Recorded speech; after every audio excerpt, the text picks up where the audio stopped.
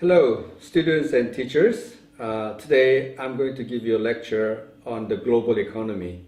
Hopefully through this lecture you will understand how the whole globe is connected through this economic system and the country where you're living, how your economy relates to the economy of the USA, China, and Korea.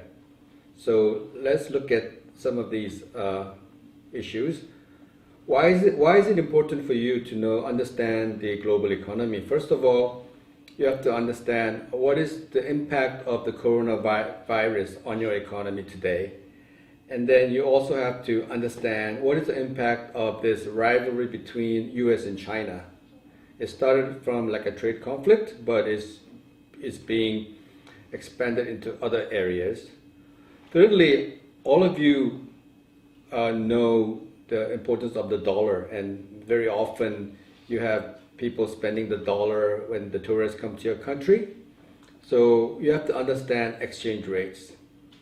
Some of the students who are from Central Asia will realize that the price of oil is also very important for your economy. So you have to understand oil price, and then eventually you will have to hopefully you have to make investments when you grow up and earn more money, and also look for a job. What kind of areas are very promising? So all of these things I think I will try to address in my lecture. So first let's look at the flow of products and capital in the world. So you can see here that you can see that China and the US, and then China with other emerging economies with Russia for Central Asian countries. And how are all these things connected? First of all, if you look at the flow from the emerging economies to China, you can see that mostly like commodities are exported to China. So maybe some food like wheat, coffee, or maybe oil, or iron ore. These are things that you get from the earth. Okay. These are called commodities, are exported from emerging economies into China. Now what does China do? China uses these raw materials to make products, like chairs and TVs and smartphones, and they export all of these, made in China is so popular all over the world, right? To developing economies like the US and Europe. So what about the flow from the US to China? If you look at from the US to China, mostly it's money, investments. So all these developed economies, what they do is they go into the emerging economies and they invest money. So this is the whole flow, okay? And of course, so the most important players is emerging economy, USA and China. Okay. But there are also what is called the regional strongholds. Like in the former Soviet Union, Russian economy is very important because all the Central Asian countries trade a lot with Russia. So we need to understand some of these regional flows as well. So this is the total flow of money and resources and products in the world. So you can see they're all connected.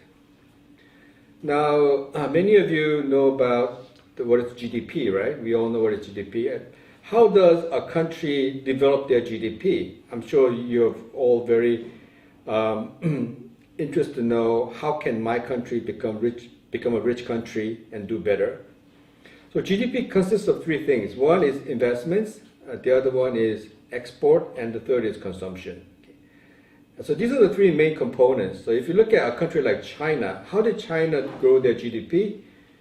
Mainly through exports, right? China. Made in China is everywhere. Right? And also to a certain extent, now China will grow their economy through consumption because the Chinese is a big market. It's the biggest market in the world for many products. How about United States? United States, they don't export that much. Mostly United States is consumption. United States is a consumption-driven economy. So how can a country become so rich just by spending money, you may say, right? This consumption is just spending money.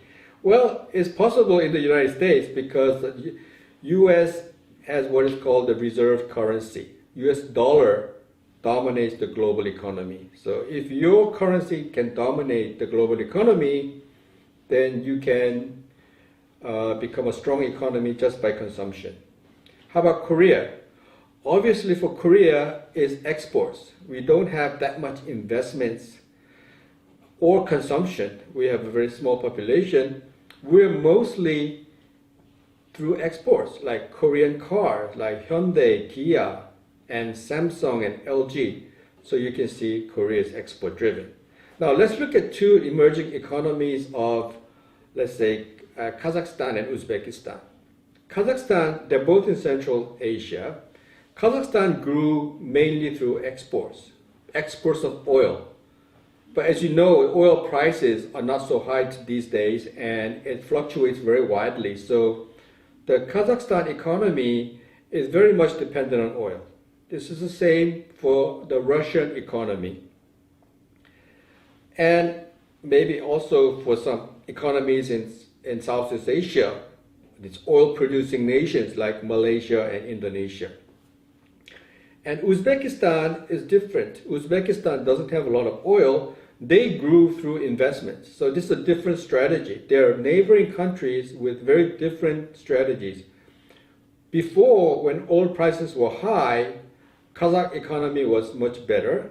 But now, because oil prices are much lower, Uzbek economy is doing much better. So we will see how these things are going to play out. So I'm just going to skip this. These are different type of investments. And so let's look at the global economy in 2021. Now, in 2020, last year, the global economy had a minus 3.3 because, as you all know, because of COVID. Now, what is kind of a standard for, is this a good economy or a bad economy? The standard is, if it's between 3 to 3.5% growth, then it's deemed to be okay. If it's below 3%, then it's deemed to be poor. We're going to have a recession. If it goes beyond 3.5, it's a very booming economy. So this year is 6.0, but this 6.0 is just a rebound, right? Because if you minus the 3.3 that we lost last year, in a sense, this is just a net gain of 2.7, right? So 2.7 is not good, right? In a way, so this year it's okay, but it's not good. What is the main driver of the global economy? You know, before the global economy used to expand at 6%, but recently only 3%. Why? Well, because the population growth has slowed a lot. Because the population growth is actually was the main driver of the global economy. Anyway, to understand the global economy, you have to understand just a few things. First, you have to understand how good is Chinese economy, because if the Chinese economy is good, then what happens is it pulls up all the emerging economies too, because emerging economies make money from selling commodities to China, like oil or steel, wheat, coffee, and so on. So the Chinese economy has to be good to pull the global economy. The US economy also has to be good because the US economy buys products from China. So Chinese economy, US economy, these are the two key economies you should understand. Another, you should understand what is the exchange rate, the dollar, especially for your country, you know. Now, I remember I was once traveling in Kazakhstan, and right after I left the country, the American dollar value doubled 100, so it doubled, so it went up by 100% in 1 week. So I felt that if I stayed a little bit longer there, I can spend more because I went there with my dollars, right? But so depending on the exchange rate, you can make a lot of money or you can lose a lot of money doing business in your country, okay? So you have to understand exchange rates. And fourthly, you have to understand the price of oil, because this affects lots of other many economies, and maybe not just oil, but commodities in general. But amongst all the commodities, a commodity doesn't mean like a product. Commodity is a specialized term in finance. It's raw materials. It's called a commodity. Okay. So these are the four things you should understand: U.S. economy, Chinese economy, exchange rate, and oil prices. But of course, we know that last year the biggest driver was the COVID, right? But this is a very extraordinary phenomenon. It's not going to recur. So now people say, well, maybe the health system can be a very important component of the country's economic well-being. So I'm just going to skip this slide because I'm going to talk more about the individual economies later on, and from where the students are coming from. So I'll talk about economies of maybe Thailand, and Vietnam, and Kyrgyzstan, and so on. Okay. So I'm going to skip this, and here these are the projections for this year, and you can see like this yellow line is the expected growth of the economy. But then there are two other dotted lines. One is the blue dotted line, and the one is a red one, right? The blue one is what's going to happen if the COVID is controlled. And the red one is what will happen if the COVID is not controlled.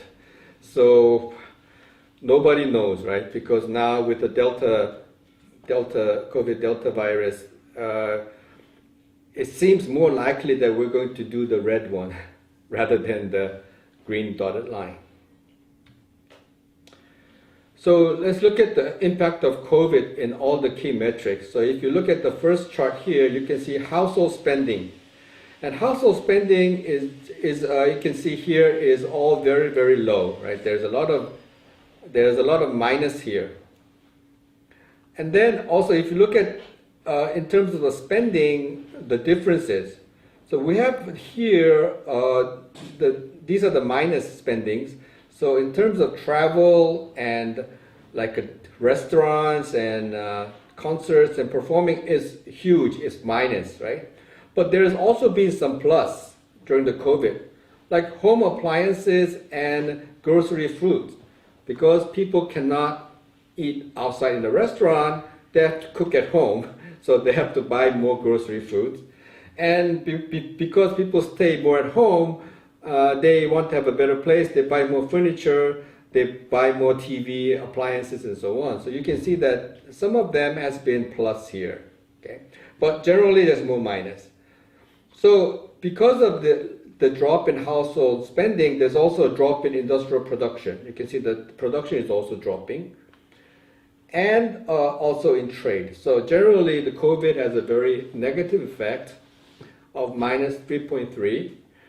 Of course, we will go back plus 6%, but as I said, if you discount the minus 3 net compared to 2019 is just 2.7% growth, which is not that high. So let's see how the governments respond to COVID. And you can see what can the government do when the COVID. One is they can give money to the people, right? So they give money to each person gets $1,000 and so on. So this is one way. Second is they can lend money to companies and business people at low rate. Thirdly, the government can increase other spending. They can maybe do more construction projects, and they can build roads. They spend more. It's called the super budget. Every country is spending more because they want to boost up the economy, because the household spending is down, so they have to make up for that with government spending. But if the government spends so much money, then what happens? The government goes into debt, right? So you can see that Japan has been very, very high in terms of, as a percent of the GDP, Japan spent around 15%. Government increased their spending 15% of the GDP, and Italy 12% and so on, but Korea only 5%. So which means that the Korean government has managed this COVID better than other countries, right? It's very easy to boost up the economy by spending more, but what happens if you spend more? You have to tax people more in the future. But I think in Korea has been managed very well in this regard. Some countries like Indonesia, I don't know if we have some students from Indonesia, but they have too much debt because they want to boost the economy. So the debt is very high, so the government have to borrow money at a very high rate. Governments are just like people. If you are in good financial position, you borrow at a lower rate. If you are in a bad position, you have to borrow at a much higher rate. Okay, so now let's go to, so this is very similar, so I'm just going to skip this one. So let's look at public health. What I found very interesting, this is a table made by Johns Hopkins University in the United States. And they look at the overall score of public health in the world. And you can see that number 1 is United States, number 2 is United Kingdom, number 3 is Netherlands, Australia, and so on. So generally, the developed countries have a good public health, right? But among the emerging countries, surprisingly, the highest is Thailand. So Thailand has managed this very well, and South Korea is number 9, so overall. And then you can also look at it by categories. One is prevention of COVID. Second is early response, early detection and response. How do you, like testing and so on? And then also early response to the treatment. So if you look at these 3 categories, you can see, again, all the top countries are the developed countries here, but you can see very often South Korea, Thailand appearing many, many times. But there's 2 different stories about Thailand and South Korea. You know, South Korea economy did very well during the COVID, right? But the Thailand economy did very poorly during the COVID. And you may ask, why? Oh, they have such nice public health. Why the economy is so bad? Well, because Thailand economy is heavily dependent on tourism. Up to 30% of the GDP is tourism related. So even though they have healthy countries, they don't have tourists to travel to that country, so they're hit very high. But this is very promising for Thailand. I know we have many students from Thailand too, because you are doing a very good job with the public health system there. And so these are the things I'm just want to mention, that having a good public health system also means your economy will be strong and resilient to many of these attacks by these viruses in the future. Okay, so now let me switch from COVID and talk about the US-China trade conflict. And as you know, USA and China are the 2 superpowers, right? And what happens in the world when there is 2 superpowers? Let's suppose, like in the Wild Kingdom, there are 2 very strong lions. What happens when there are 2 very strong male lions? They eventually have to fight. They have to fight, and they have to determine who is the winner, right? And now the Chinese economy is around 70% of the US economy. So Chinese, many people predict that within about 15 years, the Chinese economy will be bigger than the US economy. So US feels threatened, right? US and the Western world feels. That's why we have this trade conflict. Because if you have these superpowers colliding, then there's going to be like some conflict. When will the conflict end? When does the fight end? Usually after one person wins, right? A fight usually doesn't end by, okay, let's stop fighting, let's be nice to each other. No, that doesn't happen.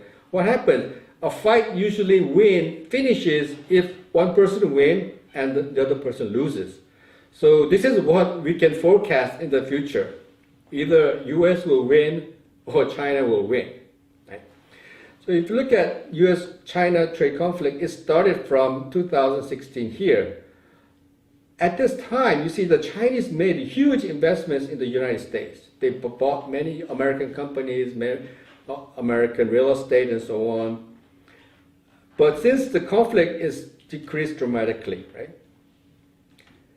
And also the US used to make large investments in China, but that's also declined after 2018. So this is putting a real downward pressure on the global economy.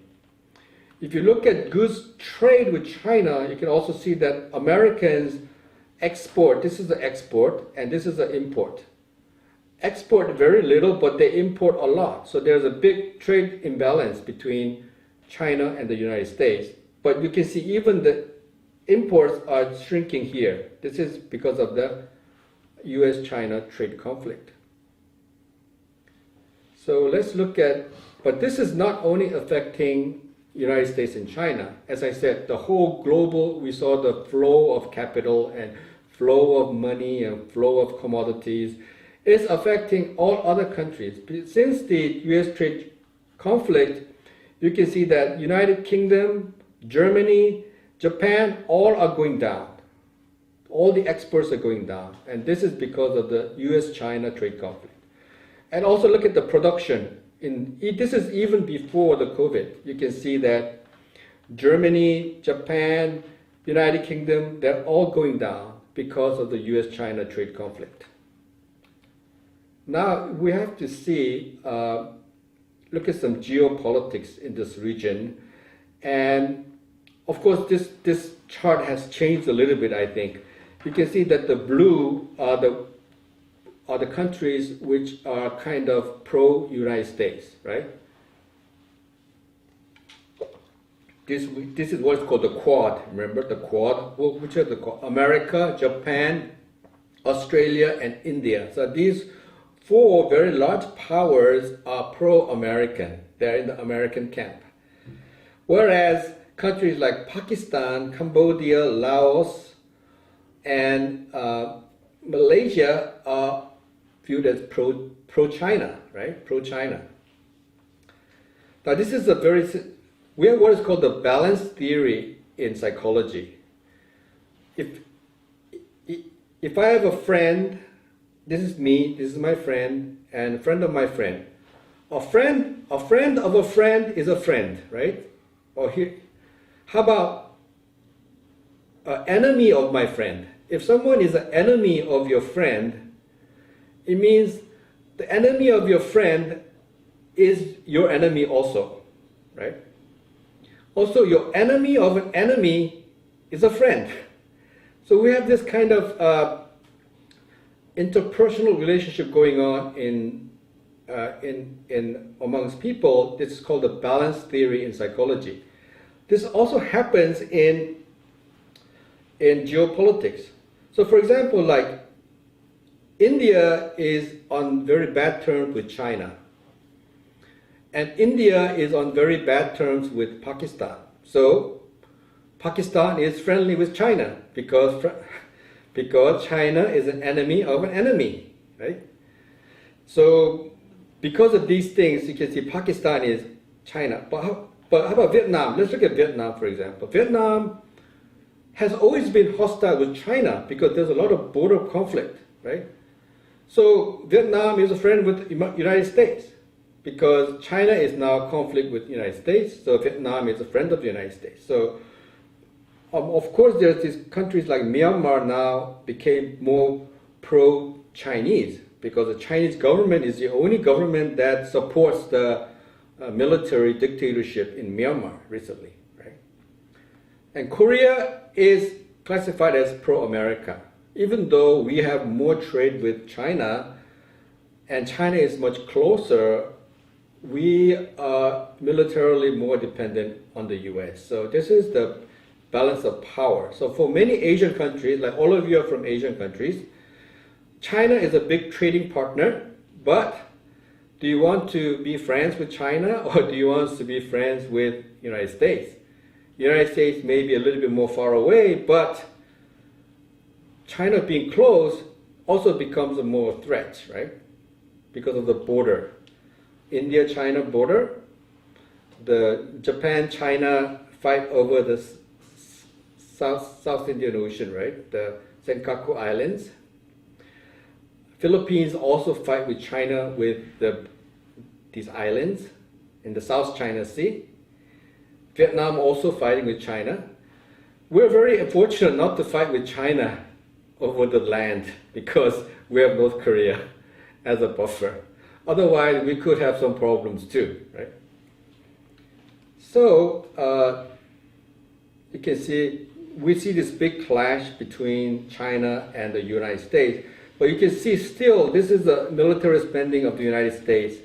And this the red one is military spending of China. America spends 3 times more on military than the Chinese. So potentially, America is still militarily a much bigger superpower than China. But if you look at the economy, this is the American economy in the blue line, but the Chinese economy is catching up very quickly. So if you see this trajectory, now America is about 1.36 times. In about 15 years, it will be the same, right? But then afterwards, we'll see whether what's going to happen in the future. It's very difficult for a country like Korea because we have to look at China with one eye and look at the United States with the other eye. Okay, now let's look at, to understand the global economy, look at the exchange rate. Exchange rate is extremely important, you know. Once I bought a car in America, because I had some money I took from Korea when I visited America, when I was living for 1 year in America, teaching there, I bought a car with Korean money. And at that time, the Korean currency was quite good. After 1 year, we had this Asian financial crisis. So after I used the car, I resold the car in dollars and brought the money back to Korea. The value doubled because during the Asian financial crisis, we call it the IMF in Korea, the Korean won dropped by 100%. So it's very important to understand exchange rate, especially in emerging economies. And so, like water just has one flow. Water flows from high to low. So water just has one. But money has 2 types of flows. So if you understand the flow, where is the money coming from, you can be waiting there and you can earn money. And so water has one flow, but money has 2 flows. One is A. A is your money flows from the low yield to high yield. So if, like, for example, in Korea, the interest rate is about 3%, but in Southeast Asia, interest rate is about 8%. So many Korean banks send money to Southeast Asia. The money is flowing because from the low interest rate, low yield, to high yield. So this is one flow. But there is also a second flow. And the second flow is this. Money also wants to be safe. You want to go from risky, if this is risky, you want to put your money in a safe place, right? If putting money at your house is very risky, you want to put your money in a bank. So this the flow A and flow B goes opposite because flow A is from Europe to emerging economies. Whereas flow B means from emerging economies to Europe, right? So depending on this flow, so as I said, water has one flow, but money has 2 flows, and it goes back and forth. So you have to time everything very, very well. Okay? So what determines this? Is it going to be A or B? For example, today, right now today, is it A or B? What do you think?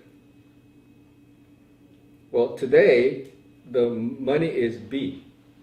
Money is coming out of, let's say, emerging economies like Indonesia, Central Asia, and going to Europe and the United States. What happens when this occurs?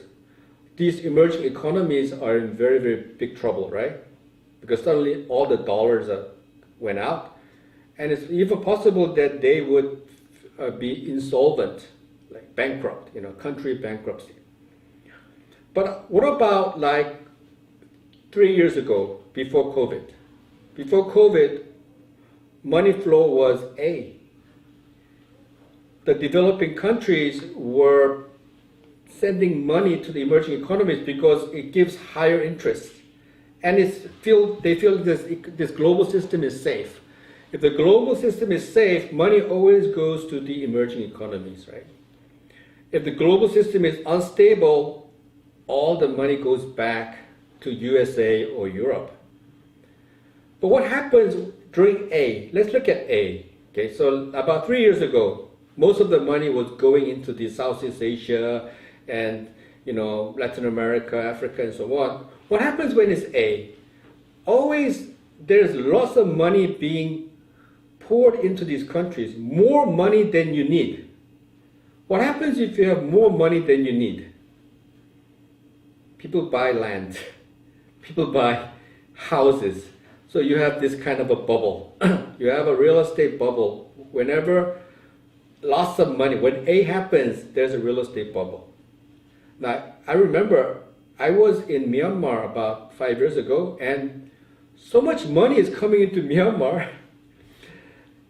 And the real estate in Yangon is so expensive. I thought, is this Yangon or is this Seoul? Okay. Even Vietnam, just 3 years ago, real estate prices just skyrocket in Hanoi. But now it's different story, right? Because the COVID money is going out of these countries. So you have to know this flow. And there's I just explained this. One index that determines where it's flowing is this called the CBOE. This is from the Chicago, I think Board of Exchange. And here they have what's called the volatility index. So this tells you how unstable this economy is, right? So if you look at here, like between 2002 and 2008, it has been very, very low. Average was like 16.1%. I mean, here. So when this is very low, what happens, as I said, when this is very low, the flow is A. All the money is going into the developed, like Indonesia or China and so on. How about global financial crisis? Volatility is very high, very unstable. What happens? All the money went into the United States. All the money, including Korea. All the money from Korea even went to the United States. And then we have these various smaller crises, right? Smaller crises. So whenever you have a crisis, people are going to take money out of your country and bring it back to the United States because that's where the safe place is. And here you can see the U.S.-China trade war also created a lot of instability, right? And in 2020, COVID. What happened in COVID?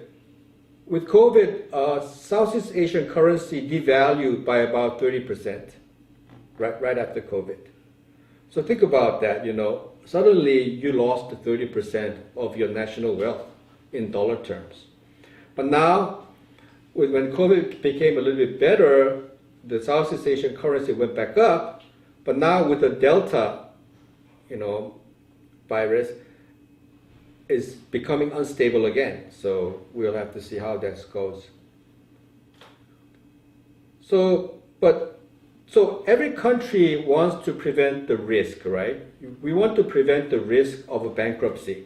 Just as a single person wants to prevent bankruptcy risk, a country wants to prevent bankruptcy risk. So what determines the bankruptcy risk is how much dollar you have in your central bank, right? If you don't have enough dollar to pay, then you become bankrupt. But one country in the world can never be bankrupt. Which country is this? It's the US. Because they have to pay dollar, the American government can just print more money. American government can print more money. So American can never be bankrupt.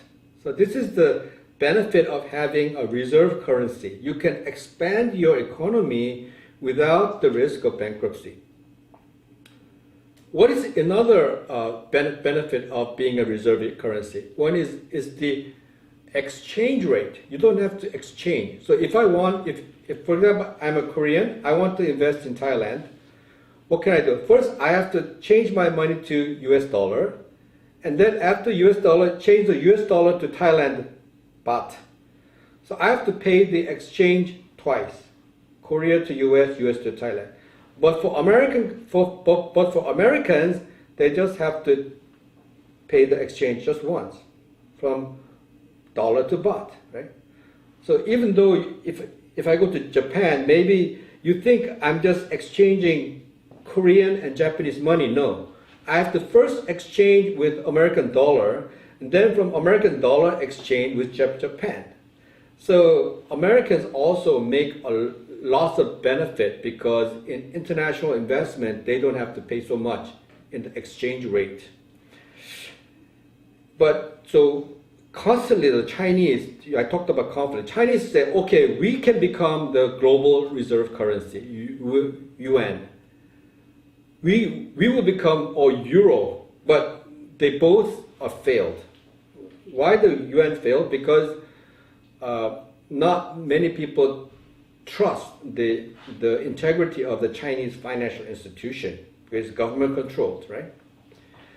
Why the euro? Because euro is composed of too many countries, so they cannot make up their mind exactly what kind of policy they want to do. So for the time being, US dollar will become the only reserve currency. Now, if you want to ask what other things are kind of constant across the world, there's only one more thing. One is dollar, the other one is gold. So people who really want to make a safe investment, they either buy the dollar or they buy gold. Okay, so for the sake of time, I'm going to go a little bit faster. So the U.S. economy this year is 6.4% forecasted. Last year was not good, minus 3.5. But in general, the U.S. economy is quite strong. Why? Because they have a very strong spending. As I said, GDP consists of investment, export, and consumption, right? And you can see this is the historical GDP growth and consumption growth. So in America, GDP growth and consumption growth goes side by side. And I said this because US is a reserve currency, so they don't have to worry about debt. This is why American economy is strong. But they also have a very strong IT sector, like Google, Apple, Netflix, and so on. So in general, American economy is very strong.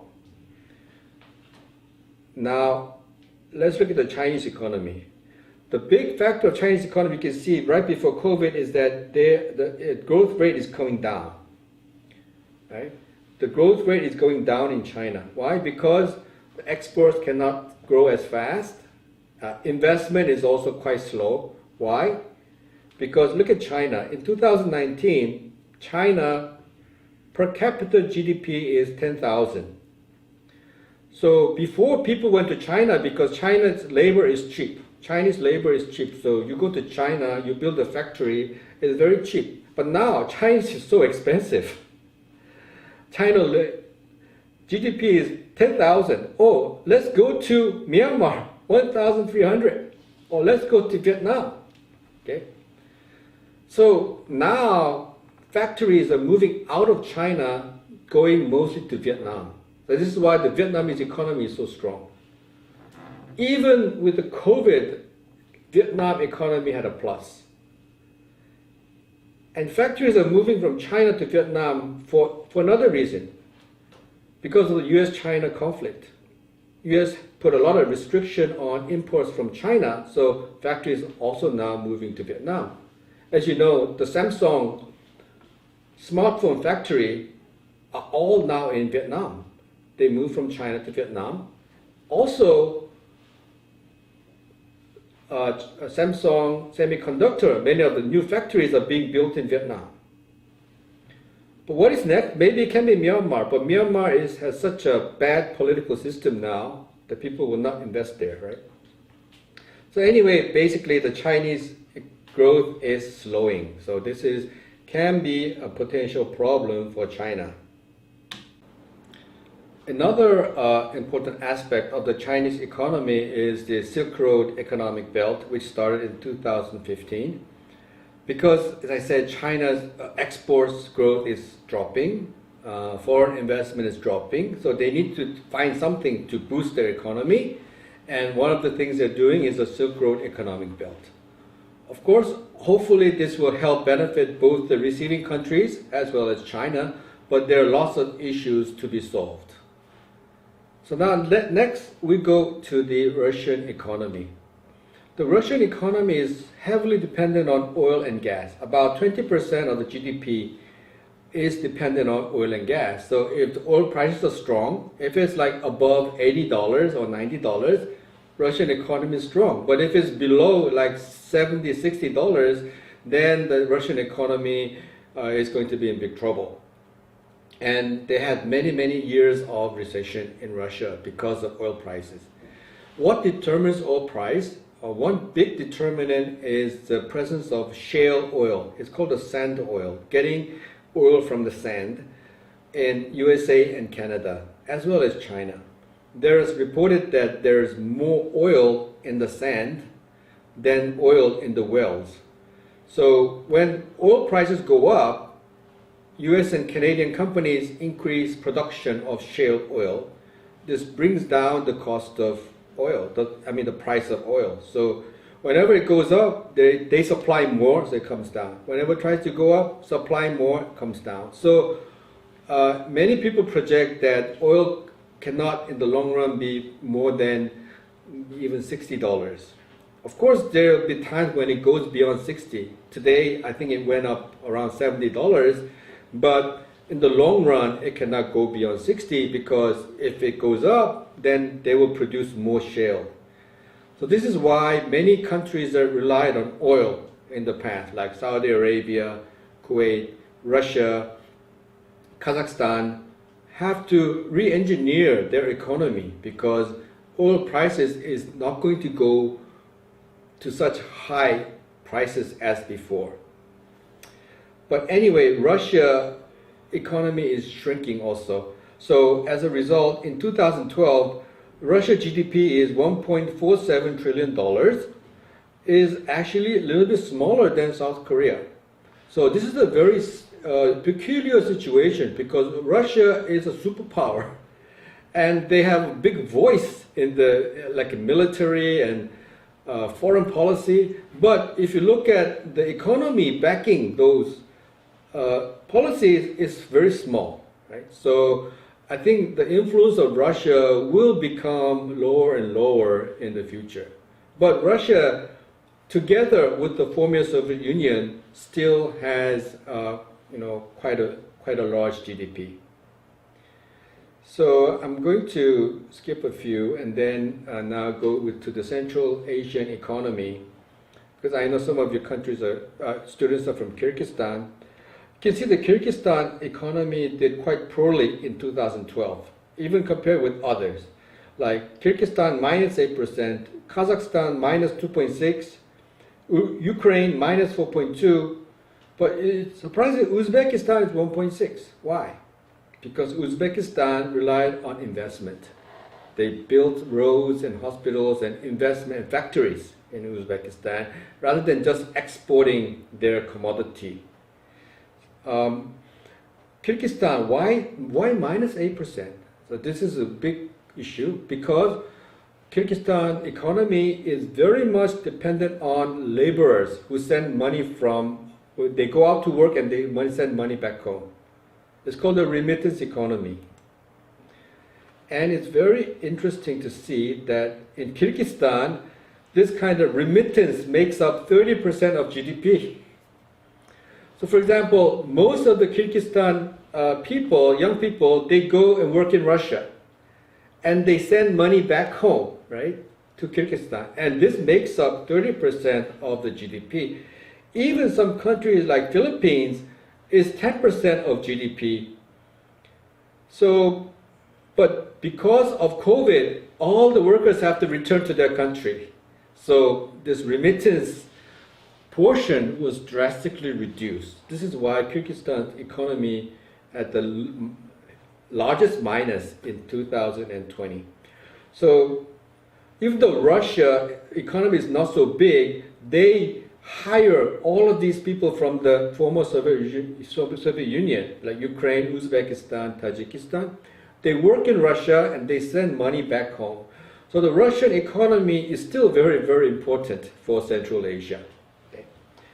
And the countries with the largest outflow of people coming to work are like Russia, Korea, Germany, have lots of foreign workers. In fact, their foreign workers much more prefer to come to work in Korea because the Korean labor conditions, I think, is very fair to the foreign workers. So finally, let's look at the Asian economy. I know we have many students from the Asian countries. And you can see in 2012, Singapore has the biggest minus, and Malaysia, Indonesia, and Thailand is minus 6.1, as I said. Why? Because the Thai economy is very much dependent on tourism. So this is a statistic from Indonesian Bank. It shows that 25% of the Philippine economy is due to tourism. And more than 20% of the Thai economy is due to tourism. So in general, because of COVID and no travel, the Asian economies have not been doing well. But maybe this economy, Vietnam is maybe number one or number two in the world because they're plus 2.9% in 2020. Because as I said, many factories are now moving from China to Vietnam. And Vietnam is the beneficiary of the US-China trade conflict. So tourism is very important. And also there is lots of currency fluctuation in ASEAN. So this can be a very volatile because I know many Korean banks and Japanese banks are lending money to the Asian countries, and hopefully everything will work out. So I'm going to skip some of these slides. So these are more like detailed description of what's happening to these economies in 2012 because of COVID. And what you can see that Indonesia is putting out so much money to boost up the economy. But this means the government is going to have a larger debt. And so the government has a higher borrowing cost. Now this is the same in Korea. Unfortunately, because of COVID, the Korean government put out a lot of money, gave a lot of money, big budget. So if there are more money in the economy, what happens is you have a speculation. Like this is why the Korean stock market is going up. This is why the Korean real estate prices are going up. This is because of the COVID money, we say.